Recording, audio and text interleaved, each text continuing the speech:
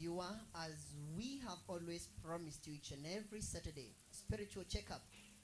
And on board today, we are here to make sure that we have disintegrated deeper into the topic of the day. I'll be your host today, Paul. And majorly today we want to have a conversation and understand women and religion. Must every woman be religious? That is majorly what we are going to tackle today, and I believe it will be of great help unto you, and we will be in a position to learn more than a lot. And on board today, I would like us to introduce a person on board today that we'll be discussing with today. And I would like to give up this opportunity to one of us who is on board, who will be on board today, so that we can be in a position to tackle the topic together and majorly disintegrate into it. I would like to give this opportunity to Maureen. Kindly tell us your name so that we can kickstart with our topic. Yes, as you have said, my name is Maureen Wangeshi. I'm a student at Mount Kenya University pursuing journalism and mass communication. Yeah. Journalism and mass communication. Yes. Generally, how has been life in the campus? Life in campus is not really as simple as we were told back in high school. Najua pale high school ukiskive class uende majorly tulikuwa tunaenda dining hall. Yeah. Una skive class unaenda dining hall, unathani umefika umejificha, and then the teacher wanajua uli skive class yake. Unasikia sai soma, ukifika campus life itakuwa too simple, itakuwa rahisi, utakuwa na skive class vile unataka. But fika kule campus, ingia units 2, 3, 4, Yes. unaona maisha ina kukulemea, but let's say tu ni Mungu wake. All right. Yeah. Women and religion. Yes. That is our topic today. Do you think that every woman should be religious? As for me, I might have a little controversial as far as the topic is concerned. Why? Because I believe that each and every person has a decision to make. Yes, they have a decision to make actually. Yes. So that means that every woman should not be. Thank God. Yes. Utaweza kumwelewa. God gives us an opportunity to choose kama unataka kumsifu ama utaki. Ama nizi. You have that choice. Yes. You have the choice. As the same venye unasema uko na choice ya kumake. Even in religious, I guess women have choice. Wako na chaguo lao. All right. Okay. That is our topic today. And Maureen has brought it so very well that we have choices to make. And today we are majorly, or rather we are disintegrating deeper into the story of Ruth and Naomi. Yes. And we really understand that Naomi was from Bethlehem, Judah, right? Yes. And Naomi was the wife to Elimelech. Kuna lingana na mwalimu wako wa English. Yes. Anaweza kuwa alinifunza Elimelech. It's still the same thing, right? Yes. So it all depends with your background. Yes. Okay. So the Bible talks of Naomi leaving Bethlehem, Judah, because there was famine. Famine. Yes. Na akatoka akaenda Moab. Na alipofika Moab, the Bible talks of Elimelech dies. Yes. Then Mahlon and Chilion, the son. 2 sons of Naomi, marries Ruth and Orpah. Then after 10 years, right? Yes. Am I getting right? Yes. Or maybe there's something that you would like to add before I continue? No. 10 years. 10 years. Mahlon and Chilion dies After wameoa Ruth, mmoja ameoa Ruth, mwingine ameoa Orpah. So Naomi calls them and tells them, I want to leave and go back to my country because I have heard that the Lord has remembered us. Yes. Yes? And then Naomi continues to tell them, go back, find yourself husbands. For I am very old, I cannot be in a position to bear more children. And if it can happen, you cannot wait for them to mature so that they marry you. Yes, that is true, because Naomi was old. Yes. Unaona na age ya mother-in-law, so Hizi za hizi hadi pale nini anaweza kuwa hadi amefikisha menopause. And tena in that perspective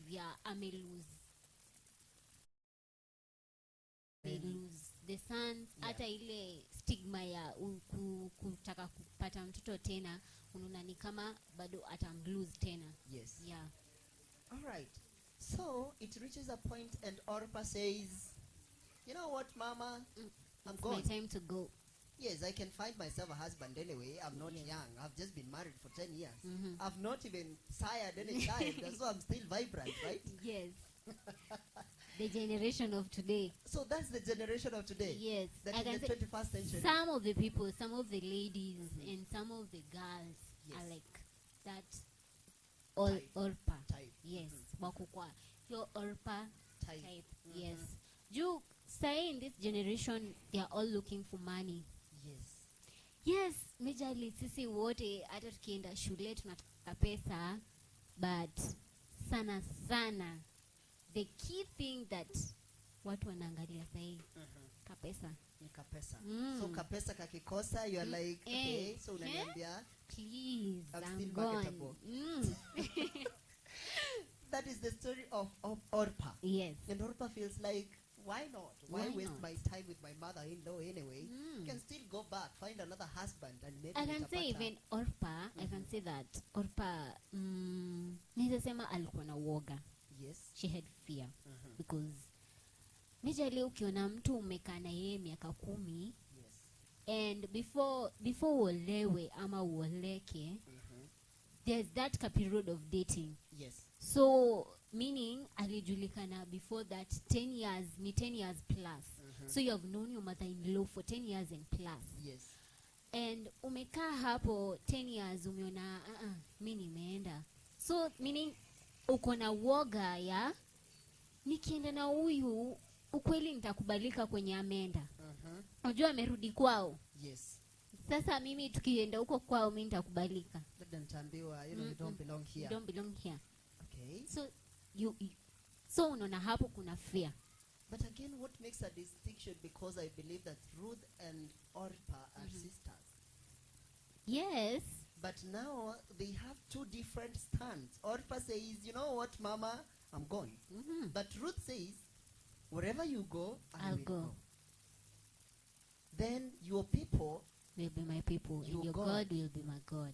And where you will die, I will die there. That is Ruth saying. Yes. So what do you think was in Ruth that was not in Orpah? I can say that Ruth was more determined. Determination. Ile yenye I'm here. Yes, she's focused. Committed. I'm committed here.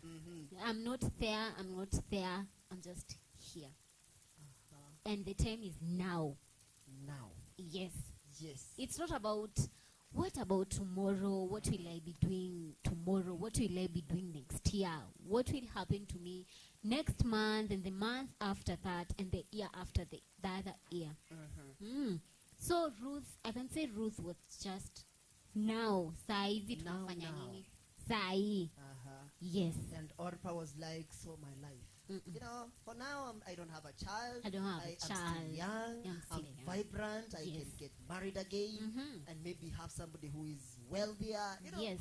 Those are the minds of Orpah, right? Yes. Maswali zile tu za kawaida.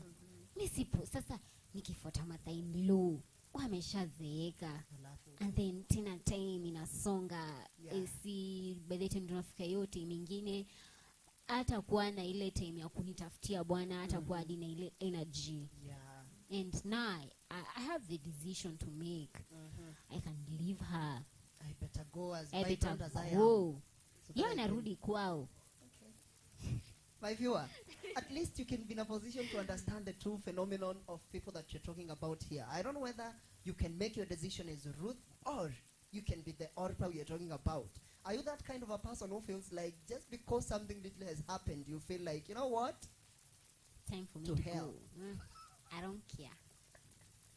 But this other person, Ruth says, whatever comes, whatever happens, yes, I will go with you. I'm fair. Okay. maybe let's start with, because we have a lady on board anyway. So, Maureen, would you be Orpah or Ruth? Let me say in this perspective. Wacha nisijiweke kwa moto. Let's say I'll be Ruth. Because when I start something, I really like a lot. Yeah. You make sure nimeifanya. I've done it in the right way. If I've done a mistake, I wake up, shake the dust off, and continue. Because sasa nikianza hii niwache ni drop niende kwa kitu kingine, I'll be the Orpah, and I don't want to be. So your character is that of Ruth? Yes, I have to be determined. I have to be focused. Okay. Yes. I hope there's a gentleman taking note on that. Anyway, let's continue with the topic of the day. That now religion and women. We've seen these two ladies. We've seen Ruth and we've seen Orpah and we've seen Naomi. Yes. Naomi comes back home very bitter because she thought that when she went to Moab, God would remember her. But when she went to Moab, Elimelech dies, Mahlon dies, Chilion dies, and now she comes back as a widow with another widow of the son, who is Ruth. Hiyo maisha yake ilikuwa ngumu, lakini hey, we just imagine, put yourself in that shoes. Hata si ile ya mtu amekufa, you're just a friend, amekuambia I'm no longer your friend. It hurts. It hurts. It's painful. It's painful. Sasa now imagine amekufa sasa. Okay. You've lost 3, not even 1. 3 close people. Your father-in-law and your husband. Yes. And the brother to your husband. Now, put yourself in Naomi. Ako hapo, amepoteza watoto wake wawili, na amepoteza bwana. How do you feel? Anasikiaje? The pain, agony. The pain, the asira. Yes, sometimes, I sometimes admire the spirit of Naomi. Because if somebody of the 21st century passes through what Naomi passed, you know what we can get at the end of it all. But Naomi still feels like, yes, everything has happened. I ran away from my motherland. I still have to go back. That shows humility. Yes. Ujue kuna watu wengine hawangerudi kwao. Wale wanajipinga kifua, Singerudi. Sinikae tu nikufe. No. Naenda kusema nini? Naenda kusema nilikuwa na kierere ya kutoka kwetu nikienda wapi? Yes. And hawangerudi kwao, but she had the strength. She had that motivation ya kurudi nyumbani. Mimi, East or West, home is the best. We just go back home. Despite everything. But everything happens with a reason, because unona, after all that happened, all those things, then Mungu anakumbuka kwao kulikuwa na famine na chakula inarudi. So, I can say that's the reason those happened, the happenings that happened, Rudy. They come. Yes. Zikamfanya arudi. All happenings as well. Juu kama, let's say for example, let's ask ourselves if the husband never died or the husband died. And ako uko na sons zake. Unaona, the sons would have taken care of the mother. Awangerudi kule kwao. Yes, the father would be like, no, I'm the head of the house. Yes. And maybe I don't want to go back. Yes. Okay, so everything happens with a purpose. Yes. And a reason as na well. Na Mungu alitaka arudi. Okay. So God must use his ways. That clicks. The major reason why I'm smiling, Maureen, is because that you find that sometimes we pass a lot of fire. Yes. A lot of hurricanes. A lot of high rolling waters. But we sometimes tend not to see the purpose of God in it. For me, I try my best. My best. I really try. I really try to see God in every situation. Yes. In everything that happens in my life. Yes. I really try my best. And that's a prayer that I made to my God. Every single time that anything happens to me, Yes. let me be seeing you. Let me not be seeing the problems. Yes. Let me not be seeing, hey, what watasema nini? Because I was that kind of a person. Yeah. Kitu mbaya happen. Hey, my friends, watasema nini? My neighbors, what will they say? What will my mother say? Yes. And at the end of it all, what will my age mates say? Age mates zangu watakuwa wapi? Watasema. Wataniona aje. Alafu sasa. Yes. Yes. And then you're there. You're lost. You feel so lost. But with God, my friend, He'll always be there for you. He'll be there for you. He says in the Bible that kwa hiyo maji mingi nitakutoa hapo. Yes. Kwa moto nitakuvukisha. Yes. And you just at the end of it all utakuwa tu utaweza tu mambo yote. Women and religion. I was keeping quiet so that you can get the grasp of Maureen. You know?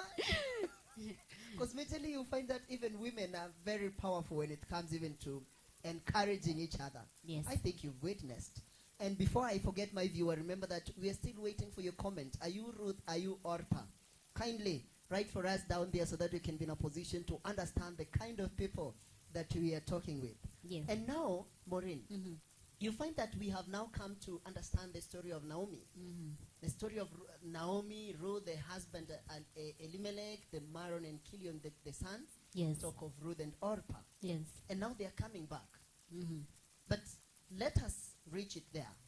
So what do we learn from the story of Naomi? First of all, I knew you would run fast so that the point, mimi nishwe na point. wacha mimi nikwambie. Yes, please. I can say that as a mother-in-law, Yes. try your best to introduce religion, your God, Yes. to the daughters-in-law that you have. Or even ask your daughters-in-law, wewe unaenda kanisa gani? Ama wewe tu ni wale watu wa kusema hata hapa mahali niko naweza ombea. Yes, they're those kind of people. And it happens. And it happens. But sasa Maureen, yes, you are very good mother-in-law. Yes. Umekuja umeniuliza naenda kanisa gani? Then I'm like, madhe unaniambia, no. See life, kila mtu akona life yake madhe. Even sasa kama wewe ni religion, you know, religious, at least madhe mimi niko na life yangu, you know. We are told that. We are told that in judgment, wewe utajajiwa na kitu yenye unajua. No, ukikuja ukiniambia mimi, I'll be knowing. So in the day of judgment, I'll be judged by what I know. Na wewe hapo unajua vitu mingi sana.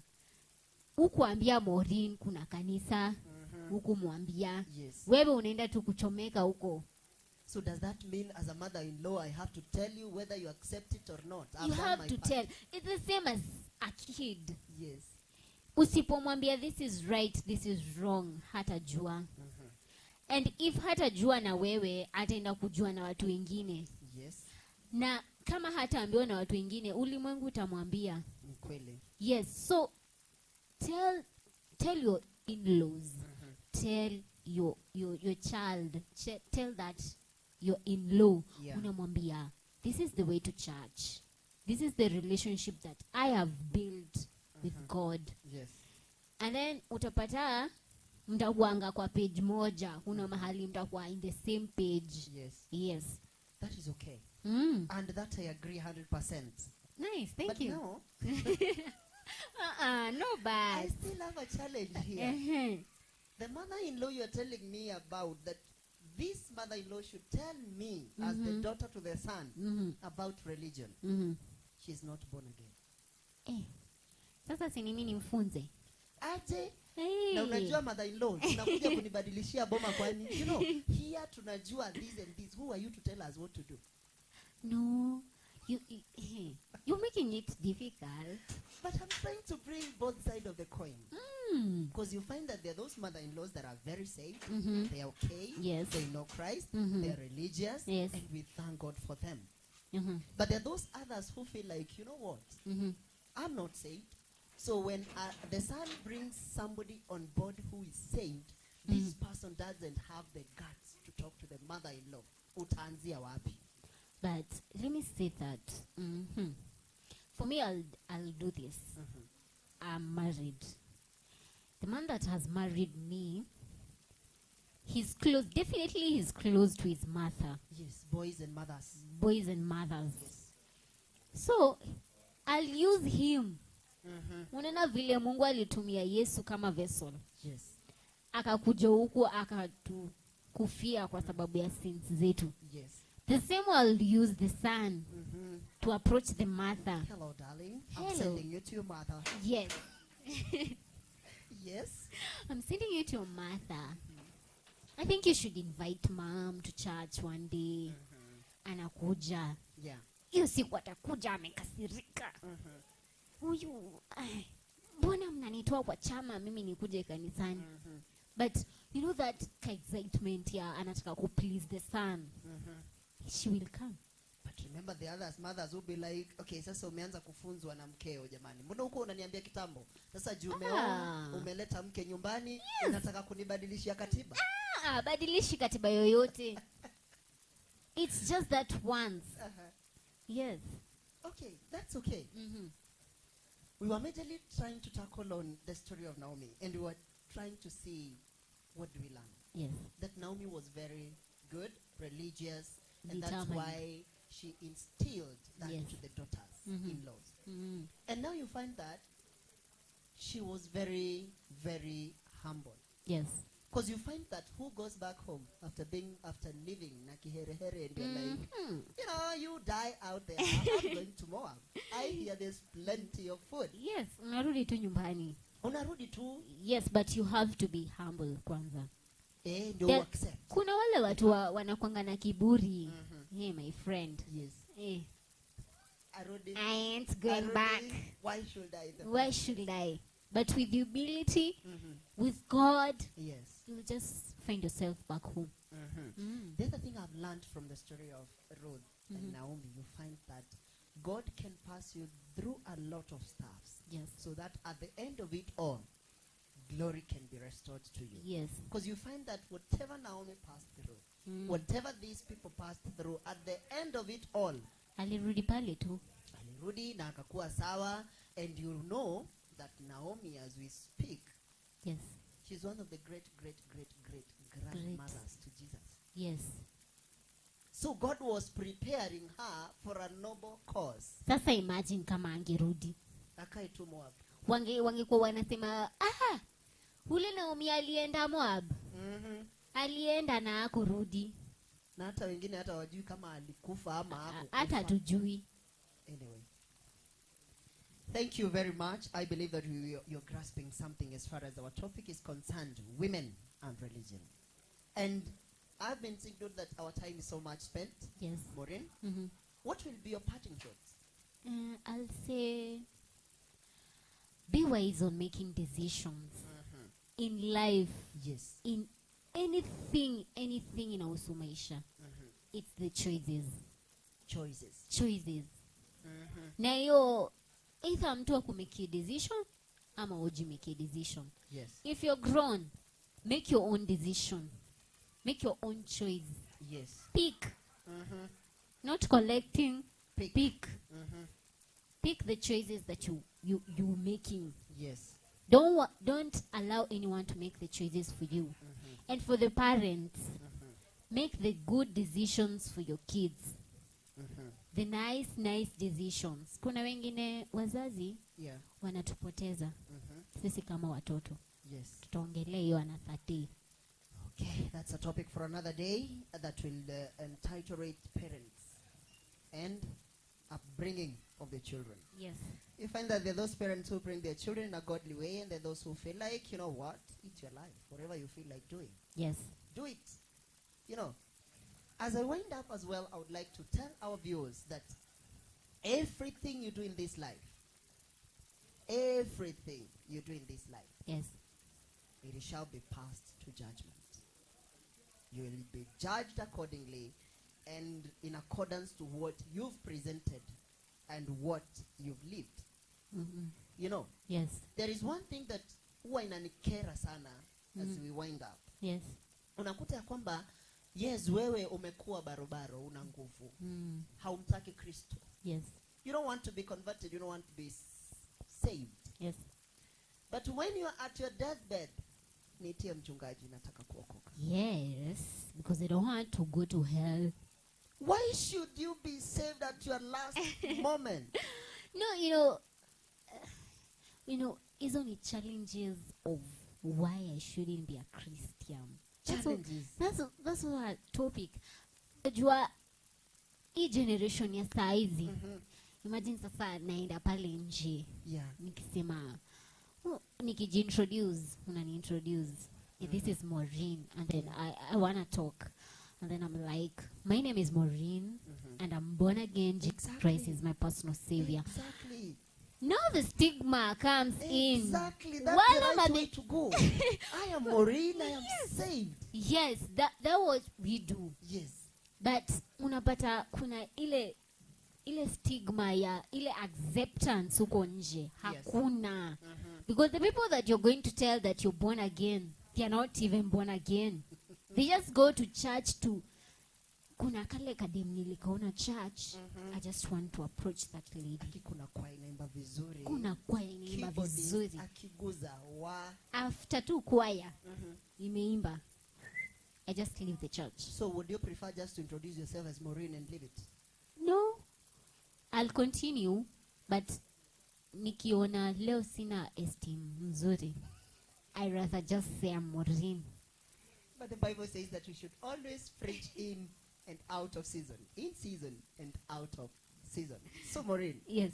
For me, I would take it this way. Yes. Whether it's raining, whether it's sunny. Okay. I'm Dungu Paul and I am saved. Nice. Whatever you react to, that is none of my business. At least I have witnessed. Nice. It's our time to wind up, my viewer, and I believe that you've gotten more than a lot, and I believe that we'll be in a position to meet frequently so that we can nourish our spiritual life. Maureen,